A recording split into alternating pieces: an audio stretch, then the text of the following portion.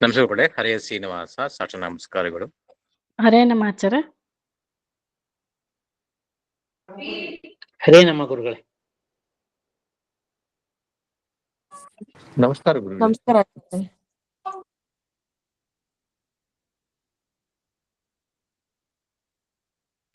ನಮಸ್ಕಾರ ಆಚಾರ್ಯ.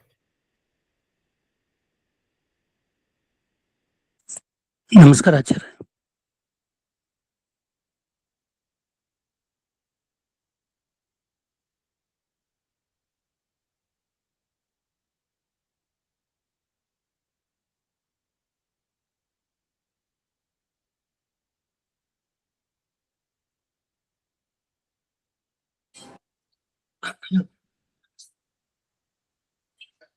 ಸುಮತಿಭಿರನುಮೇಜಂ ಶುಭ್ರಕಾಜಂ ಸಖಾಜಂ ಸುಖಮಯಮನಪಾಜಂ ಮುಕ್ತ್ಯುಪಾಜಂ ವಿಮಾಜಂ ಗ್ರಹಜಮಹಮಮೇಜಂ ಧ್ಯೇಜಮನಾಯಗೇಯಂ ಸದಜಮಸದಜೇಜಂ ಶ್ರೀಂಸಹಾಜಂ ಭಜೇಜಂ ಅಂಜನಾಸುನು ಸಾನ್ನಿಧ್ಯಾತ್ ವಿಜಯೇನ ವಿರಾಜಿತಂ ಅಜಿತ ಪ್ರೀತಿಜನಕಂ ಭಜೇಹಂ ವಿಜಯಧ್ವಜಂ ತಪಸ್ವಾಧ್ಯಾಯ ಶುಶ್ರೂಷಾ ಕೃಷ್ಣ ಪೂಜಾರತಂ ಮುನಿಂ ವಿಶ್ವೇಶಮಿಷ್ಟದಂ ವಂದೇ ಪರಿಮ್ರಾಟ್ ಚಕ್ರವರ್ತಿನಂ ಶ್ರೀ ಗುರುಭ್ಯೋ ನಮಃ. ಹರಿ ಓಂ. ಜನ್ಮಾದ್ಯಸ್ಯ ಯತೋನ್ವಯಾದಿತರತಶ್ಚಾರ್ಥೇಷ್ವಭಿಘ್ನಸ್ವರಾಟ್ ತೇನೇ ಬ್ರಹ್ಮ ಹೃದಯ ಆದಿ ಕವಯೇ ಮುಖ್ಯಂತಿ ಯಂ ಸೂರಯಃ ತೇಜೋ ವಾರಿಮೃದಾಂ ಯಥಾ ವಿನಿಮಯೋ ಯತ್ರ ತ್ರಿಸರ್ಗೋ ಮೃಷಾ ಧಾಮ್ನಾ ಸ್ವೇನ ಸದಾ ನಿರಸ್ತಕುಹಕಂ ಸತ್ಯಂ ಪರಂ ಧೀಮಹಿ. ಓಂ ಸ್ವಸ್ತ್ಯಸ್ತು ಸತಾಂ ಅಶೇಷ ಸನ್ಮಂಗಲಾನಿ ಭವಂತು.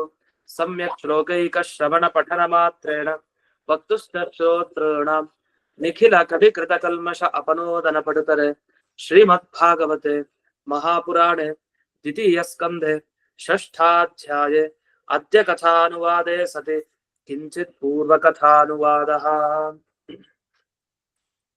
ಈಗ 2ನೇ ಸ್ಕಂದದ 6ನೇ ಅಧ್ಯಾಯದ ಕೊನೆಯ ಶ್ಲೋಕ. ಈ ಹಿಂದೆ ಬ್ರಹ್ಮದೇವರು ತಾವು ನಾರದರಿಗೆ ಉಪದೇಶವನ್ನ ಕೊಡ್ತಾ ಇದ್ರು. ಯಾವ್ಯಾವುದು ಲೋಕದಲ್ಲಿ ವೈಭವದಿಂದ ಇದೆಯೋ ಅದು ಯಾವ ಲೋಕದಲ್ಲಾದ್ರೂ ಆಗ್ಬಹುದು.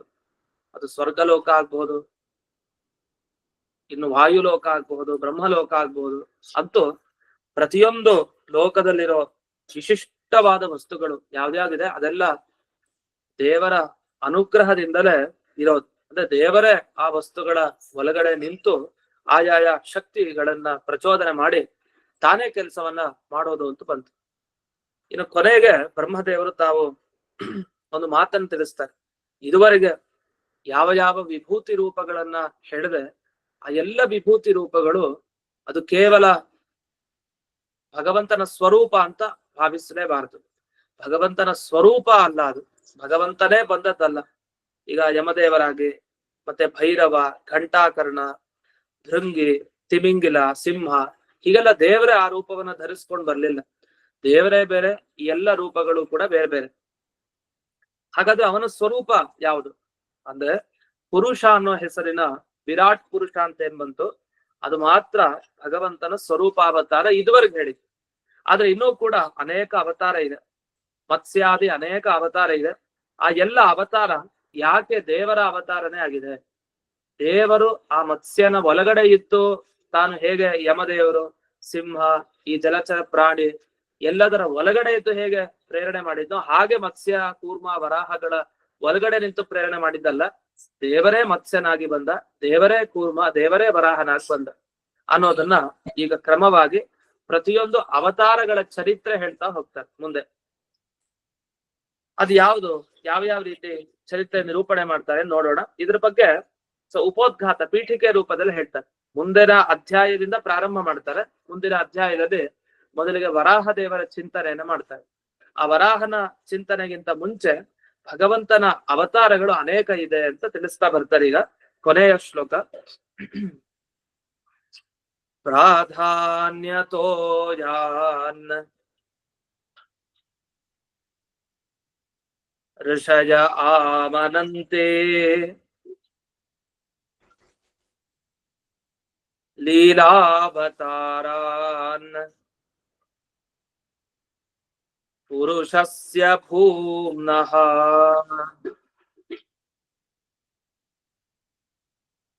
ಆಪೀಯತಾಂ ಕರ್ಮ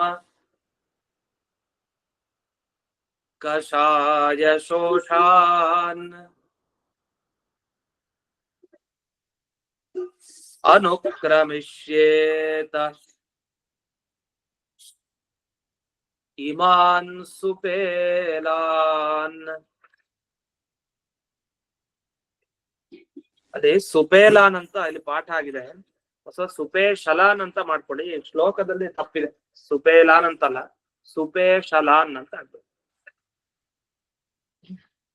ಇನ್ನು ಕರ್ಮ ಕಷಾಯ ಶೋಷ, ಈ ಶ್ಲೋಕದ ಅರ್ಥ ಇಷ್ಟು. ಎಲ್ಲರೂ ಯಾಕೆ ಕಷ್ಟ ಪಡ್ತಾ ಇದ್ದಾರೆ ಜನರು? ಏನಿಲ್ಲ, ಕರ್ಮ ಕಷಾಯ. ಇಲ್ಲಿ ಕರ್ಮ ಕಷಾಯ ಅನ್ನೋ ಶಬ್ದಕ್ಕೆ ಏನರ್ಥ ಅಂತ ಬಿಡಿಸ್ತಾರೆ. ಕಷಾಯ ಅಂದ್ರೆ ಯಾವುದರಿಂದ ಜೀವರೆಲ್ಲ ಕಷ್ಟ ಪಡ್ತಾ ಇದ್ದಾರೋ ಅಂತದನ್ನ ಕಷಾಯ ಅಂತ ಕರೀತಾರೆ. ವಸ್ತುತಃ ಲೌಕಿಕವಾಗಿ ಕುಡಿಯೋ ಕಷಾಯ ಆರೋಗ್ಯಕ್ಕೆ ಒಳ್ಳೆ, ಆದ್ರೆ ಈ ಕಷಾಯ ಏನಿದೆ ಅದು ಕಷ್ಟಗಳನ್ನ ನೀಡುವಂಥದ್ದು. ಯಾವುದು? ಕರ್ಮಗಳು. ದೇಹವನ್ನ ಪುನಃ ಪುನಃ ಒಂದೊಂದು ಜನ್ಮದಲ್ಲೂ ಏನೋ ಒಂದು ದೇಹ ಸಿಗ್ಬೇಕು. ಆ ರೀತಿ ದೇಹ ಸಿಗ್ಲಿಕ್ಕೆ ಕಾರಣವಾದ ಕರ್ಮ ಅದೇನಿದೆ ಅದನ್ನ ಕರ್ಮ ಕಷಾಯ ಅಂತ ಕರೀತಾರೆ. ಈ ಕರ್ಮ ಕಷಾಯ ಏನಿದೆ ಅದನ್ನ ಇನ್ನೊಂದು ರೀತಿಯಲ್ಲೂ ಬಳಸ್ತಾರೆ, ವಿವರಣೆ ಕೊಡ್ತಾ. ಕರ್ಮದ ಕಷಾಯ ಅಂದ್ರೆ ರಸ ಅಂತ ಅರ್ಥ, ಅಥವಾ ಕರ್ಮನೇ ಒಂದು ರಸ. ಆ ಕರ್ಮ ಅನ್ನೋ ರಸವನ್ನ ಚೆನ್ನಾಗಿ ಶೋಷಿಸ್ಬೇಕು, ಅಂದ್ರೆ ಒಣಗಿಸ್ಬೇಕು. ಆ ರಸ ಉಳಿಬಾರ್ದ, ಆ ರಸ ಎಲ್ಲ ಒಣಗಿ ಹೋಗ್ಬೇಕು. ಅದೆಲ್ಲ ಒಣಗಿ ಹೋಗ್ಬೇಕು ಅಂದ್ರೆ ಏನ್ ಮಾಡ್ಬೇಕು? ಭಗವಂತನ ಅವತಾರಗಳ ಧ್ಯಾನ ಮಾಡ್ತಾ ಇರ್ಬೇಕು. ಅಂದ್ರೆ ನಮ್ಮ ಕರ್ಮ ಸವಿಬೇಕು ಅಂದ್ರೆ, ಕರ್ಮ ರಸ ಪೂರ್ಣ ಅದು ಒಣಗಿ ಹೋಗ್ಬೇಕು ಅಂತ ಆದ್ರೆ ದೇವರ ಅನೇಕ ಅವತಾರಗಳ ಚಿಂತನೆಯನ್ನ ಮಾಡ್ತಾ ಇರ್ಬೇಕು. ಅಂದ್ರೆ ವರಾಹ ಅವತಾರದ ಬಗ್ಗೆ ಕೇಳ್ಬೇಕು, ಕೂರ್ಮಾವತಾರದ ಬಗ್ಗೆ ಕೇಳ್ಬೇಕು. ಹೀಗೆ ಪ್ರತಿಯೊಂದು ಅವತಾರಗಳ ಬಗ್ಗೆ ಕೇಳ್ತಾ ಇರ್ಬೇಕಂತೆ. ಯಾಕೆ ಅಂದ್ರೆ ಜ್ಞಾನಿಗಳೆಲ್ಲ ಹೀಗ್ ಮಾಡ್ತಾ ಇದ್ದಾನೆ. ಯಾವ ಜ್ಞಾನಿಗಳು? ಋಷಿಗಳು. ಅಂದ್ರೆ ಬ್ರಹ್ಮದೇವರಿಂದ ಹಿಡಿದು ಅನೇಕ ಋಷಿಗಳು ಜ್ಞಾನಿಗಳು ಯಾರಿದ್ದಾರೆ ಅವರೆಲ್ಲ ಈ ಭಗವಂತನ ಸುಪೇಶಲ. ಸುಪೇಶಲ ಅಂದ್ರೆ ತುಂಬಾ ಮಧುರವಾದದ್ದು ಅಂತ ಅರ್ಥ. ಆ ಭಗವಂತನ ಒಂದೊಂದು ಅವತಾರ ಅದು ಮಧುರ. ಯಾವುದೇ ವಸ್ತು ಮಧುರ, ಸಿಹಿ ಜಾಸ್ತಿ ಅಂತ ಅನ್ಕೊಂಡ್ರೆ ಭಗವಂತನ ಅವತಾರ ಅದಕ್ಕಿಂತ ಜಾಸ್ತಿ. ಆ ಅವತಾರದಲ್ಲಿ ಸಿಹಿ ಜಾಸ್ತಿ. ಪ್ರತಿಯೊಂದು ಅವತಾರನೂ ಕೂಡ ಅಷ್ಟು ಸೊಗಸಾಗಿರುವಂತಹ ಅವತಾರ. ಅದನ್ನೆಲ್ಲ ಪರಿಪೂರ್ಣ ಅಂತ ಭಾವಿಸ್ತಾರೆ. ಪೂಮ್ನಃ ಪುರುಷಸ್ಯ ಲೀಲಾವತಾರಾಹ ಅಂತ. ಭಗವಂತ ಪರಿಪೂರ್ಣನಾಗಿದ್ದಾನೆ, ಅವನನ್ನ ಭೂಮ ಅಂತ ಕರೀತಾರೆ. ಭೂಮ ಅಂದ್ರೆ ಪ್ರತಿಯೊಂದು ಗುಣಗಳು ಕೂಡ ಪೂರ್ಣ ಆಗಿರುತ್ತೆ ಅವನಲ್ಲಿ, ಯಾವುದು ಕೂಡ ಅಲ್ಪ ಅಂತ ಇಲ್ಲ. ಎಲ್ಲಾ ಗುಣಗಳನ್ನ ಪ್ರತಿಯೊಂದು ಅವತಾರದಲ್ಲಿ ಪೂರ್ತಿ ತುಂಬಿಸ್ಕೊಂಡೇ ಬರ್ತಾರೆ.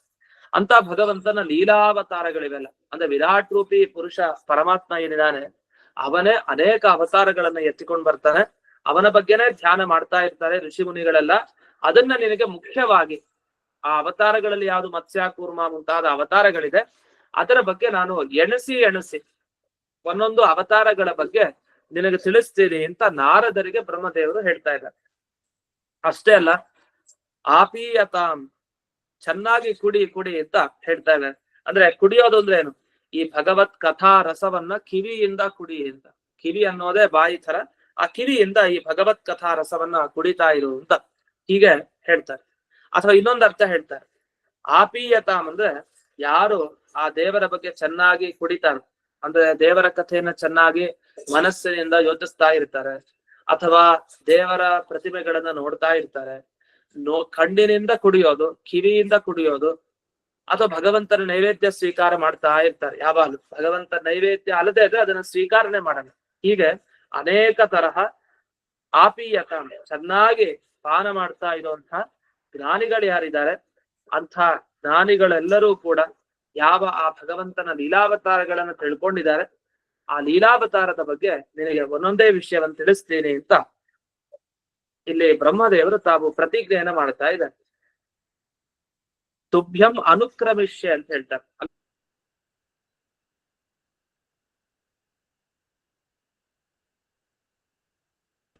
ಇಲ್ಲಿ ಕುಡಿಬಹುದು ಭಗವಂತನ ಆ ಕಥಾರಸವನ್ನ ಅಂತ. ಯಾಕೆ ಸುಪೇಶಲ, ಆ ಒಂದೊಂದು ಅವತಾರಗಳು ಕೂಡ ಒಳ್ಳೆ ಮಧುರ. ಅದರಿಂದ ಎಷ್ಟೆಷ್ಟು ಸಾಧ್ಯನೋ ಆ ರಸವನ್ನ ಹೀರ್ತಾ ಇರ್ಬೇಕಂತೆ. ಆ ರಸ ಎಷ್ಟು ಕುಡಿದ್ರು ಕೂಡ ಸಾಕು ಅಂತ ಅನ್ಸಲ್ಲ. ಈಗ ಮಾವಿನ ಹಣ್ಣಿನ ರಸ ಕುಡಿತೀವಿ, ಕುಡಿದಾಗ ಅದು ಸಾಕು ಅಂತ ಅನ್ನಿಸ್ಬೋದು,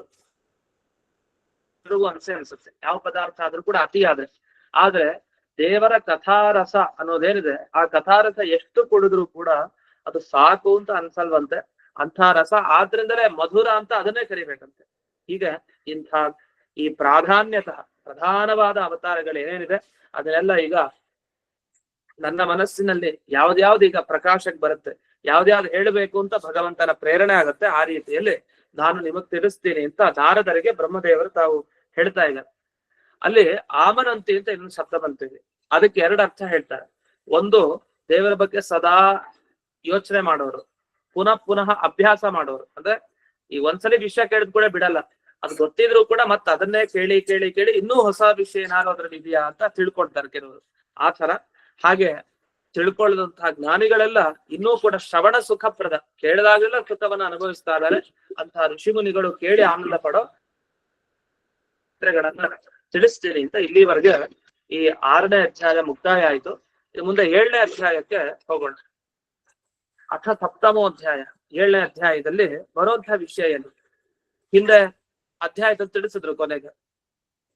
ಆ ಪುರುಷ ನಾಮಕ ಪರಮಾತ್ಮ ಏನಿದ್ದಾನೆ ಅವನ ಅನೇಕ ಚರಿತ್ರೆಗಳು, ಅಂದ್ರೆ ಅವನ ಅವತಾರಗಳು ಯಾವ್ದ್ಯಾವ್ದು, ಅದರ ಚರಿತ್ರೆಗಳೇನೇನು ಅದನ್ನೆಲ್ಲ ತಿಳಿಸ್ತಾರೆ. ಮೊದಲಿಗೆ ಈ ವಾರಾಹ ಕಲ್ಪದಲ್ಲಿ ವರಾಹ ಅವತಾರ ಏನಾಯ್ತು, ಆ ವರಾಹ ಅವತಾರದ ಬಗ್ಗೆ ಮೊದಲು ತಿಳಿಸಿ, ಆ ವರಾಹ ಅವತಾರದಲ್ಲಿ ಮಾಡಿದ ದೊಡ್ಡ ಕಾರ್ಯ ಏನು ಅದನ್ನೆಲ್ಲ ಈಗ ತಿಳಿಸ್ತಾ ಹೋಗ್ತಾರೆ. ಒಂದ್ ರೀತಿ ವರಾಹ ದೇವರ ಸ್ತೋತ್ರ, ಬ್ರಹ್ಮದೇವರು ಮಾಡಿದ ಈ ಅವತಾರಗಳ ಸ್ತೋತ್ರ, ಅದರಲ್ಲಿ ವರಾಹ ಸ್ತೋತ್ರ ಮೊದಲಿಗೆ ಬರ್ತಾ ಇದೆ. ಬ್ರಹ್ಮೋವಾಚ ಅಂತ ಪ್ರಾರಂಭ ಆಗ್ತಾ ಇದೆ 7ನೇ ಅಧ್ಯಾಯದ ಮೊದಲನೇ ಶ್ಲೋಕ.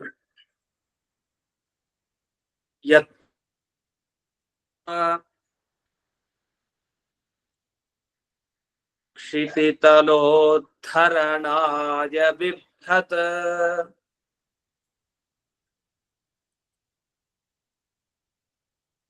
ಕ್ರೌಡೀಂ ತನುಂ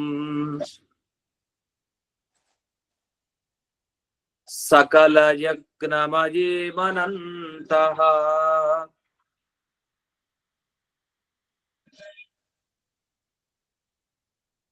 ಅಂತರ್ಮಹಾರ್ಣವ ಉಪಾಗತಮಾದಿದೈತ್ಯಂ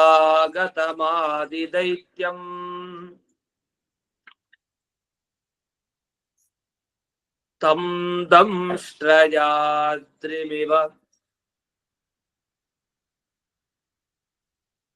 ವಜ್ರಧರೋ ದದಾರ.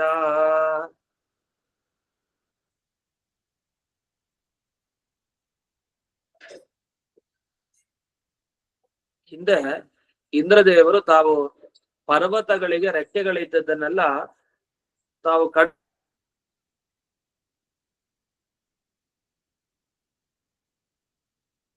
ವಜ್ರಧರ ಅಂತ ಹೇಳ್ತಾರೆ ಈ ಶ್ಲೋಕದಲ್ಲಿ. ವಜ್ರಧರ ಅಂದ್ರೆ ವಜ್ರಾಯುಧವನ್ನ ಹಿಡಿದಿರೋ ಇಂದ್ರದೇವರು. ಅವರು ಅತ್ರಿಮಿವ ಅಂದ್ರೆ ಪರ್ವತವನ್ನ ಹೇಗೆ ಸೀಳಿ ಹಾಕಿದ್ರು, ಅಂದ್ರೆ ಪರ್ವತ ಸೀಳೋದಂದ್ರೆ ಪರ್ವತದ ರೆಕ್ಕೆಗಳನ್ನ ಸೀಳಿದ್ರು ಅಂತ.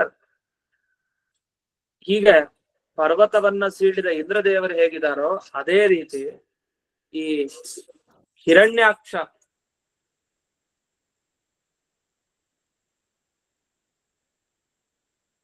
ಅವನನ್ನ ಈ ವರಾಹ ರೂಪಿ ಪರಮಾತ್ಮ ಸೀಳ್ ಹಾಕಿದ ಅಂತ ಇತ್ತರ್ಥ. ಈ ವರಾಹ ದೇವರ ಬಗ್ಗೆ ಒಂದು ಶಬ್ದ ಹಾಕ್ತಾರೆ. ವರಾಹನನ್ನು ತಿಳಿಸ್ಲಿಕ್ಕೆ ಕ್ರೌಡಿ ಅಂತ ಒಂದು ಶಬ್ದ ಹಾಕಿದ್ದಾನೆ, ಕ್ರೌಡೀಂ ತನುಂ ಅಂತ. ಈ ಕ್ರೌಡೀಂ ತನುಂ ಅನ್ನೋದಕ್ಕೆ ಏನರ್ಥ ಅಂದ್ರೆ ಕ್ರೋಡಸ್ಯ ವರಾಹಸ್ಯ ಅಂತ. ಅಂದ್ರೆ ಕ್ರೋಡ ಅಂದ್ರೆ ವರಾಹ ಅಂತ ಅರ್ಥ.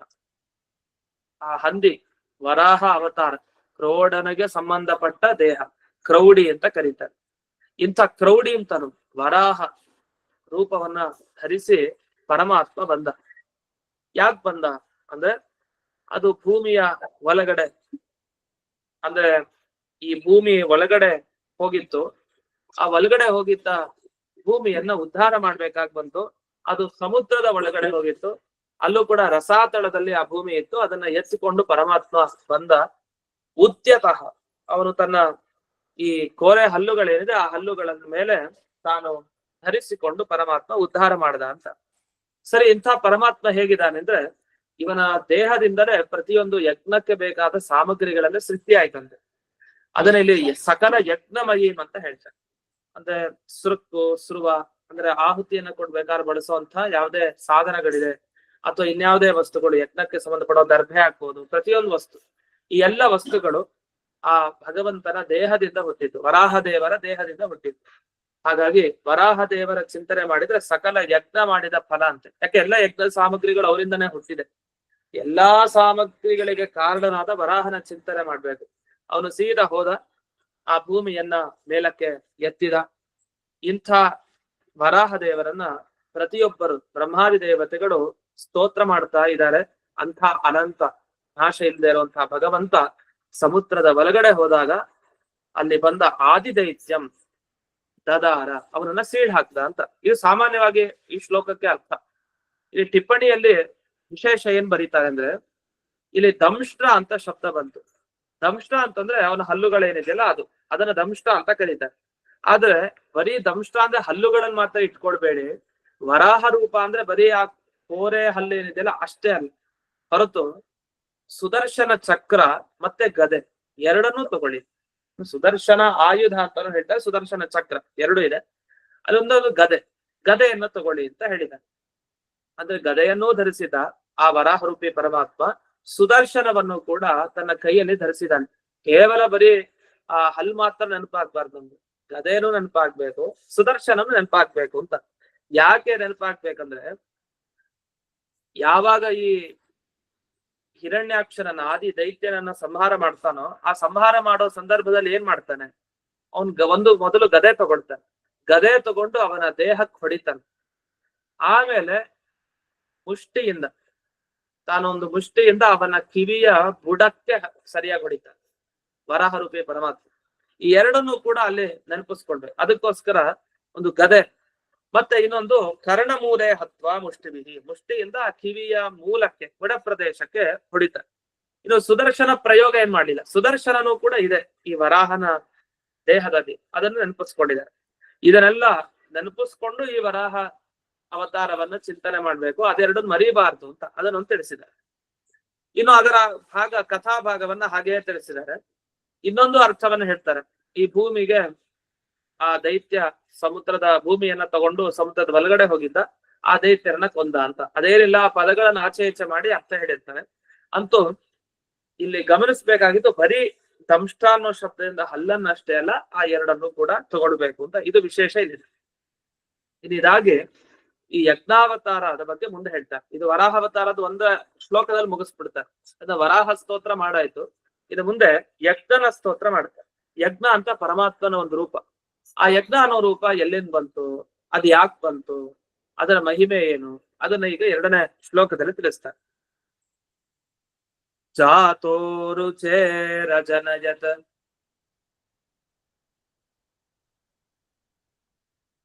ಸುಯಶಾ ಸುಯಜ್ಞಃ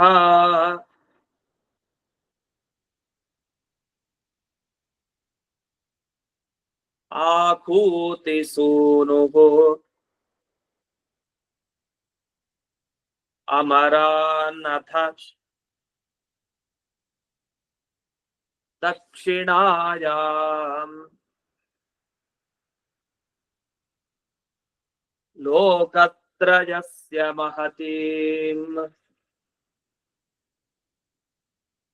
ಅಹರತ್ಯ ಆರ್ತಿಂ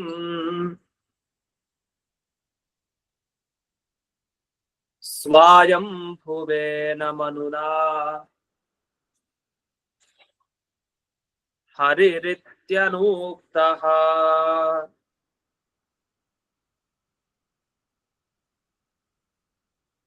ಯಜ್ಞ ಅಂತ ಭಗವಂತನ ವಿಶೇಷ ರೂಪ.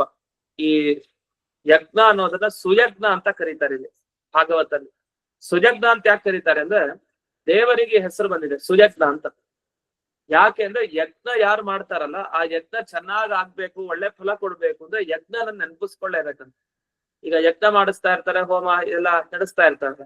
ಆ ಸಂದರ್ಭದಲ್ಲಿ ಏನಾದ್ರೂ ಸ್ವಲ್ಪ ಲೋಪದೋಷ ಆಗಿದ್ರೆ ಆಗ ಹಾಗೆ ಇರುತ್ತೆ ಖಂಡಿತ, ಭಗವಂತನ ಸ್ಮರಣೆ ಅಂತೂ ಮಾಡ್ಲೇಬೇಕು. ಆಗ ಯಜ್ಞ ನಾಮಕ ಸ್ಮರಣೆ ಮಾಡ್ಬೇಕಂತೆ. ಯಜ್ಞ ಅನ್ನೋ ಹೆಸರನ್ನ ಈ ಪರಮಾತ್ಮನನ್ನು ಇಲ್ಲಿ ಬಿಡಿಸ್ತಾರೆ. ಇಲ್ಲಿ ಸುಯಜ್ಞ ಅಂತ ಯಾಕೆ ಅವನಿಗೆ ಹೆಸರು ಅಂದ್ರೆ, ಮಾಡೋ ಯಜ್ಞದಲ್ಲಿ ಏನಾದ್ರೂ ಲೋಪದೋಷ ಆದ್ರೆ ಯಾರ ಸ್ಮರಣೆ ಮಾಡಿದಾಗ ಯಜ್ಞ ಒಳ್ಳೇದಾಗ್ಬಿಡುತ್ತೋ, ಸುಯಜ್ಞ ಆಗತ್ತೋ ಅಂಥವನಿಗೆ ಯಜ್ಞ ಅಂತ ಕರೆಯೋದು. ಹೀಗೆ ಭಗವಂತ ತಾನು ಯಜ್ಞಕ್ಕೆ ಅಭಿಮಾನಿ ದೇವತೆ. ಪ್ರತಿಯೊಂದು ಕೂಡ ತಾನೇ ನೋಡ್ಕೊಳ್ತಾನೆ. ಪ್ರತಿಯೊಂದು ಯಾಗದಲ್ಲಿ ತಾನೇ ಆಹುತಿಯನ್ನ ಸ್ವೀಕಾರ ಮಾಡ್ತಾನೆ. ಅಗ್ನಿಯ ಒಳಗಡೆ ಇತ್ತು, ಅದರ ಒಳಗಡೆ ಇತ್ತು, ತಾನು ಸ್ವೀಕಾರ ಮಾಡ್ತಾನೆ. ಇಂಥ ಭಗವಂತ ಪ್ರತಿಯೊಬ್ಬರು ಮಾಡುವಂತಹ ಯಜ್ಞ, ಅದು ಯಾವುದೇ ರೀತಿ ಯಜ್ಞ ಆಗ್ಬೋದು, ಆ ಎಲ್ಲ ಯಜ್ಞಗಳಿಗೂ ಕೂಡ ಒಂದು ಪೂರ್ಣತೆ ಕೊಡಿಸೋನ್ ಅವನೇ. ಆದ್ರಿಂದ ಅವನಿಗೆ ಸುಯಜ್ಞ ಅಂತ ಕರೀತಾರೆ. ಇನ್ನೊಂದು, ಈ ಯಜ್ಞ ಕ್ರಿಯೆಗೆ ಅಭಿಮಾನಿ ದೇವತೆ ಇನ್ನೊಬ್ಬ ಇದ್ದಾನೆ. ಅವನು ಇಂದ್ರದೇವರ ಮಗ, ಯಜ್ಞ ಅಂತ ಅವನ ಹೆಸರು. ಇದರ ಹಿಂದಕ್ಕೂ ಕೂಡ ಪ್ರಸ್ತಾವ ಮಾಡಿದ್ರು. ಈ ದಕ್ಷನ ಯಾಗದಲ್ಲಿ ಆ ಯಜ್ಞನಿಗೆ ಯಜ್ಞನ ವಧೆ ಮಾಡ್ಬಿಡ್ತಾರೆ, ಆ ಯಜ್ಞ ಸಂಹಾರ ಮಾಡ್ತಾರೆ. ಆ ಯಜ್ಞ ಬೇರೆ, ಅವನು ಇಂದ್ರದೇವರ ಮಗ. ಆ ಇಂದ್ರದೇವರ ಮಗ ಯಜ್ಞ, ಅವನು ಕೂಡ ಯಜ್ಞ ಕ್ರಿಯೆಗೆ ಅಂದ್ರೆ ಯಜ್ಞಕ್ಕೆ ಅಭಿಮಾನಿ ದೇವತೆ. ಅವನಿಗೂ ಕೂಡ ಒಳ್ಳೇದ್ ಮಾಡ್ತಾನೆ ಈ ಯಜ್ಞ, ಅವನು ಸುಯಜ್ಞ. ಹಾಗಾಗಿ ಆ ಯಜ್ಞ ತಗೊಳ್ಬಾರ್ದು, ಯಜ್ಞಾಭಿಮಾನಿಯಾದ ಯಜ್ಞ ಅನ್ನೋನಿಗೂ ಒಳ್ಳೇದ್ ಮಾಡ್ತಾನಲ್ಲ ಅವನು, ಅದು ಪರಮಾತ್ಮ. ಆದ್ರಿಂದ ಯಜ್ಞ ಅಂತ ಇಷ್ಟೇ ಹೇಳ್ಬಾರ್ದು, ಸುಯಜ್ಞ ಅಂತ ಅನ್ಬೇಕು ಅಂತ. ಈ ದೃಷ್ಟಿಯಲ್ಲಿ ಸುಯಜ್ಞ ಅಂತ ಹೆಸರನ್ನ ಇಲ್ಲಿ ಹಾಕಿದ್ದಾರೆ. ಈ ಸುಯಜ್ಞ ಯಾರ ಮಗನಾಗಿ ಬಂದ? ರುಚಿ ಪ್ರಜಾಪತಿಯಿಂದ ಆಕೂತಿ ದೇವಿಯಲ್ಲಿ ಮಗನಾಗಿ ಅವತರಿಸಿದ. ಅದನ್ನ ಇಲ್ಲಿ ರುಚೇಹೆ ಅಜನಯತ ಸುಜಾತಃ. ರುಚಿ ಪ್ರಜಾಪತಿಯಿಂದ ಭಗವಂತ ತಾನು ಆಕೂತಿ ದೇವಿಯಲ್ಲಿ ಅವತಾರ ಮಾಡಿದ. ಆಮೇಲೆ ಇಂದ್ರದೇವರ ಪದವಿಯನ್ನ ಪಡೆದ. ವಸ್ತುತಃ ಭಗವಂತ ಏನು, ಅವನೇ ಇಂದ್ರನಿಗೂ ಇಂದ್ರ, ಆದ್ರೂ ಅವತಾರ ಎತ್ ಬಂದಾಗ ಇಂದ್ರ ಪದವಿಯನ್ನ ಪಡೆದು ಆಮೇಲೆ ಮದುವೆ ಆದ. ಮದುವೆ ಆಗಿದ್ ಯಾರ ಜೊತೆಗೆ? ದಕ್ಷಿಣಾಯಾಮ್ ಅಂತ ಶಬ್ದ ಹಾಕಿದ. ದಕ್ಷಿಣಾದೇವಿ ಜೊತೆಗೆ ಮದುವೆ ಆಯ್ತು. ದಕ್ಷಿಣಾದೇವಿಯಿಂದ ಇನ್ಯಾರು ಹಾಗಾದ್ರೆ? ಲಕ್ಷ್ಮೀ ದೇವಿಯ ಸ್ವರೂಪ. ಲಕ್ಷ್ಮೀ ದೇವಿಯ ದಕ್ಷಿಣಾದೇವಿಯಾಗಿ ಬಂದಿದ್ದಾಳೆ. ಈ ಕಡೆ ಪರಮಾತ್ಮ ತಾನು ಯಜ್ಞನಾಗಿ ಬಂದಿದ್ದಾನೆ. ಆಮೇಲೆ ಯಜ್ಞ ತಾನು ದಕ್ಷಿಣಾದೇವಿಯಲ್ಲಿ ಮಕ್ಕಳನ್ನ ಪಡೀತಾನೆ. ಆ ಮಕ್ಕಳ ಹೆಸರೇನು? ದೇವತೆಗಳನ್ನು ಪಡೀತಾನೆ. ಆ ದೇವತೆಗಳಿಗೆ ತುಷಿತ ಅಂತ ಹೆಸರು. ತುಷಿತ ಅನ್ನೋ ಹೆಸರಿನ ದೇವತೆಗಳನ್ನ ತಾನು ಪಡಿತಾನೆ. ಆಮೇಲೆ ಅವ್ರು ಮಾಡಿದ ಮಹತ್ ಕಾರ್ಯ, ಯಜ್ಞಾವತಾರದಲ್ಲಿ ಏನ್ ದೊಡ್ಡ ಕಾರ್ಯ ಮಾಡಿದ? 3 ಲೋಕಕ್ಕೆ ಅಸುರರ ಪೀಡೆ ಆಯ್ತು. ದೈತ್ಯರೆಲ್ಲ ತೊಂದರೆ ಕೊಡ್ಲಿಕ್ಕೆ ಶುರು ಮಾಡಿದ್ರು. ಎಲ್ಲಾ ದೈತ್ಯರನ್ನ ಸದೆ ಬೆಳೆದು 3 ಲೋಕದ ರಕ್ಷಣೆಯನ್ನ ಮಾಡಿದ. ಅವಾಗ ಗೊತ್ತಾಯ್ತಂತೆ, 3 ಲೋಕದ ರಕ್ಷಣೆ ಇಂದ್ರ ಪದವಿಯಲ್ಲಿದ್ದು ಒಬ್ಬ ಮಾಡ್ಬೇಕು ಅಂತಂದ್ರೆ ಇವನು ಸಾಮಾನ್ಯನಾದವನಲ್ಲ, ಇವನು ಸಾಕ್ಷಾತ್ ಶ್ರೀಹರಿನೇ ಆಗಿರ್ಬೇಕು. ಲೋಕತ್ರಯಸ್ಯ ಮಹತೀಂ ಆರ್ತಿ ಮಹರತ್. ಇಡೀ ಲೋಕ 3 ಏನಿದೆ ಎಲ್ಲಾದರ ದುಃಖ ಪರಿಹಾರ ಮಾಡುವಂತ ಶಕ್ತಿ ಇವನಿಗಿದೆ ಅಂದ್ರೆ ಆಗ ಗೊತ್ತಾಯ್ತು ಇವನು ಸಾಕ್ಷಾತ್ ಭಗವಂತರೇ ಅಂತ ಗೊತ್ತಾಯ್ತು. ಆಗ ಭಗವಂತ ಅಂತ ಗೊತ್ತಾದ್ಮೇಲಿಂದ ಅವನನ್ನ ಈಶಾವಾಸ್ಯೋಪನಿಷತ್ ಮಂತ್ರಗಳಿಂದ ಸ್ವಯಂಭುವಮನು ಸ್ತೋತ್ರ ಮಾಡಿದ ಅಂತ. ಹಾಗಾದ್ರೆ ನಾವೇನು ಈಶಾವಾಸ್ಯೋಪನಿಷತ್ತನ್ನ ಪಾರಾಯಣ ಮಾಡ್ತೀವಿ, ಸ್ವಯಂಭುವ ಮನು ಏನು ಆ ಮಂತ್ರಗಳಿಂದ ಸ್ತೋತ್ರವನ್ನ ಮಾಡಿದಾನೆ, ಅದು ಯಾರ ಬಗ್ಗೆ ಸ್ತೋತ್ರ ಮಾಡಿರೋದು ಅಂದ್ರೆ ಈ ರುಚಿ ಪ್ರಜಾಪತಿಯಿಂದ ಆಕೂತಿ ದೇವಿಯಲ್ಲಿ ಅವತಾರ ಮಾಡಿದ ಆ ಯಜ್ಞ ಅನ್ನೋ ಪರಮಾತ್ಮನ ಸ್ತೋತ್ರವನ್ನ ಮಾಡಿರೋದು. ಅದನ್ನ ಇಲ್ಲಿ ಸ್ವಯಂಭುವೇನ ಮನುನ ಹರಿ ರೀತಿ ಅನೂಕ್ತ ಅಂತ ಒಂದು ಶಬ್ದ ಬಳಸಿದ್ರು. ಅನೂಕ್ತ ಅನ್ನೋ ಶಬ್ದಕ್ಕೆ ಒಳ್ಳೆ ಅರ್ಥ ಇದೆ. ಅನೂಕ್ತ ಅಂದ್ರೆ ಈಗ ಒಬ್ರು ಒಂದ್ ವಿಷಯ ಹೇಳ್ತಾರೆ, ಅದಾದ್ಮೇಲೆ ಅದನ್ನೇ ಅನುಸರಿಸ್ಕೊಂಡು ಉಕ್ತ ಹೇಳಿದ್ರೆ ಅದನ್ನ ಅನೂಕ್ತ ಅಂತಾರೆ, ಅನುವಾದ ಅಂತ ಕರೀತಾರೆ. ಇವರು ಹೊಸ ವಿಷಯ ಹೇಳಿಲ್ಲ, ಇನ್ನೊಬ್ರು ಹೇಳಿದ್ದನ್ನ ಕೇಳಿಸ್ಕೊಂಡು ಹಾಗೆ ಹೇಳಿದ್ರು ಅಂದ್ರೆ ಅನುವಾದ, ಅನುಸರಿಸಿ ವಾದ ಹೇಳೋದು. ಹಾಗೆ ಅನುಕ್ತ ಅನುಸರಿಸಿ ಹೇಳೋದು ಅಂತ ಇದೆ. ಆದ್ರೆ ಇಲ್ಲಿ ಅನೂಕ್ತ ಅಂದ್ರೆ ಹಾಗೆ ಅರ್ಥ ಅಲ್ವಂತೆ. ಮಧ್ವಾಚಾರ್ಯರು ಅದಕ್ಕೆ ಅರ್ಥ ಬಿಡಿಸ್ತಾರೆ. ಆ ರೀತಿ ಸಾಮಾನ್ಯವಾಗಿ ಭಾಗವತದಲ್ಲಿ ಅನೂಕ್ತ ಅನ್ನೋ ಶಬ್ದ ಇಲ್ಲಿ ಬಂದಿದ್ದಲ್ಲ. ಇಲ್ಲೇನ್ ಅರ್ಥ ಇದಕ್ಕೆ ಅಂದ್ರೆ ಹರಿರಿತಿ ಜ್ಞಾತ್ವ ಈಶಾವಾಸ್ಯಂ ಇತ್ಯಾದಿನ ಅನೂಕ್ತ. ಇವ್ರು ಸಾಕ್ಷಾತ್ ಭಗವಂತ ಅಂತ ಗೊತ್ತಾಯ್ತು ಸ್ವಯಂಭುವ ಮನುವಿಗೆ. ಆಗ ಈಶಾವಾಸ್ಯಮಿದಂ ಸರ್ವಂ ಅಂತ ಹೇಳಿ ಈಶಾವಾಸ್ಯೋಪನಿಷತ್ ಮಂತ್ರಗಳಿಂದ ಸ್ತೋತ್ರ ಮಾಡಿದ. ಅಲ್ಲಿ ಅನೂಕ್ತ ಅನ್ನೋದಕ್ಕೆ ಅನುವಚನ ಅಂದ್ರೆ ವೇದಕ್ಕೆ ಅನುವಚನ ಅಂತ ಕರೀತಾರಂತೆ. ವೇದಕ್ಕೊಂದು ಹೆಸರು, ವೇದಕ್ಕೆ ಅನೇಕ ಹೆಸರಿದೆ. ಉದಾಹರಣೆಗೆ ತ್ರಯಿ ಅಂತ. ತ್ರಯಿ ಅಂತಂದ್ರೆ ಅದು ವೇದ ಅಂತ ಅರ್ಥ. ಅದು ಋಗ್ವೇದ, ಯಜುರ್ವೇದ, ಸಾಮವೇದ 3 ಹೀಗೆ ತ್ರಯಿ ಅಂತ ಹೆಸರಿದೆ. ಮತ್ತೊಂದು ಶ್ರುತಿ ಅಂತ ಇದೆ ಹೆಸರು. ಶ್ರುತಿ ಅಂದ್ರೂ ವೇದ ಅಂತಾನೆ ಅರ್ಥ. ಮತ್ತೊಂದು ನಿತ್ಯ ವಾಕ್ ಅಂತ ಕರೀತಾರೆ. ನಿತ್ಯವಾದ ಮಾತು ಅಂದ್ರೆ ಎಂದಿಗೂ ಕೂಡ ಮಾತಿಗೆ ನಾಶನೇ ಇಲ್ಲ. ನಾವ್ ಯಾವತ್ತಿನಿದೆಯೋ ಅವತ್ತಿಂದಲೂ ಇದೆ ಅಂತ ನಿತ್ಯ ವಾಕ್ ಅಂದ್ರು ವೇದ ಅಂತಾನೆ ಅರ್ಥ. ಇನ್ನು ವೇದ ಅನ್ನೋದು ಪ್ರಸಿದ್ಧ. ಅನುವಚನ ಅನ್ನೋದಕ್ಕೂ ವೇದ ಅಂತಾನೆ ಅರ್ಥ. ಅದು ಪರ್ಯಾಯ ಶಬ್ದ. ಒಂದೇ ವೇದವನ್ನ ಹೇಳಲಿಕ್ಕೆ ಅನೇಕ ಶಬ್ದ, ತ್ರಯಿ, ಶ್ರುತಿ, ನಿತ್ಯವಾಕ್, ಮತ್ತೆ ವೇದ, ಅನುವಚನ, ಹೀಗೆ ಇಷ್ಟೆಲ್ಲ ಶಬ್ದಗಳಿದೆ. ಅದರಲ್ಲಿ ಅನೂಕ್ತ ಅನ್ನೋ ಶಬ್ದಕ್ಕೆ ಸಾಮಾನ್ಯವಾದ ಅರ್ಥ, ಬೇರೆ ಅರ್ಥ ಮಾಡ್ಬೇಡಿ. ಸ್ವಯಂಭುವಮನು ಯಾರ ಮಾತನ್ನು ಕೇಳ್ಕೊಂಡು ಸ್ತೋತ್ರ ಮಾಡಿದ್ದಲ್ಲ, ತನಗೆ ಹೊಳಿದಿರೋದ್ರಿಂದ ತನ್ನ ಮಂತ್ರಗಳಿಂದ ಅವನೇ ಸ್ತೋತ್ರ ಮಾಡ್ದ ಆ ಸ್ವಯಂಭುವಮನು. ಹೀಗಾಗಿ ಅನೂಕ್ತ ಅನ್ನೋದಕ್ಕೆ ಏನರ್ಥ, ವೇದ ಮಂತ್ರಗಳಿಂದ ಸ್ತೋತ್ರ ಮಾಡಿದ, ಅದು ಈಶಾವಾಸ್ಯಂ ಇತ್ಯಾದಿ ಮಂತ್ರದಿಂದ ಸ್ತೋತ್ರ ಮಾಡಿದ ಅಂತ ಅರ್ಥ ಅಂತ ಇದೊಂದು ವಿಷಯ. ಇನ್ನೊಂದು ಪದ್ಮಪುರಾಣದಲ್ಲಿ ಒಂದು ವಿಷಯ ಹೇಳ್ತಾರೆ. ಪದ್ಮಪುರಾಣದಲ್ಲಿ ಯಜ್ಞ ಅಂದ್ರೆ ಇಬ್ಬರಿದ್ದಾರೆ, ಅವ್ರು ಯಾರ್ಯಾರು ಅಂತ ಒಂದು ವಿಷಯ ಇದೆ. ಅದನ್ನ ನಾಳೆ ದಿವಸ ನೋಡೋಣ ಅಂತ ಹೇಳ್ತಾ ಇಂದಿನ ಈ ಪಾಠವನ್ನ ಅಸ್ಮತ್ ಗುರುವಂತರ್ಗತ ವ್ಯಾಸತೀರ್ಥ ಗುರುವಂತರ್ಗತ ಭಾರತೀ ರಮಣ ಮುಖ್ಯ ಪ್ರಾಣಾಂತರ್ಗತ ಶ್ರೀಮನ್ ಮೂಲ ಗೋಪಾಲ ಕೃಷ್ಣನಿಗೆ ಅರ್ಪಣೆ ಮಾಡ್ತೇನೆ. ಶ್ರೀ ಕೃಷ್ಣಾರ್ಪಣ. ಧನ್ಯವಾದ ಗುರುಗಳೇ. ನಮಸ್ಕಾರ. ನಮಸ್ಕಾರ ಆಚಾರ್ಯ. ನಮಸ್ಕಾರ ಗುರುಗಳೇ. ನಮಸ್ಕಾರ ಆಚಾರ್ಯ.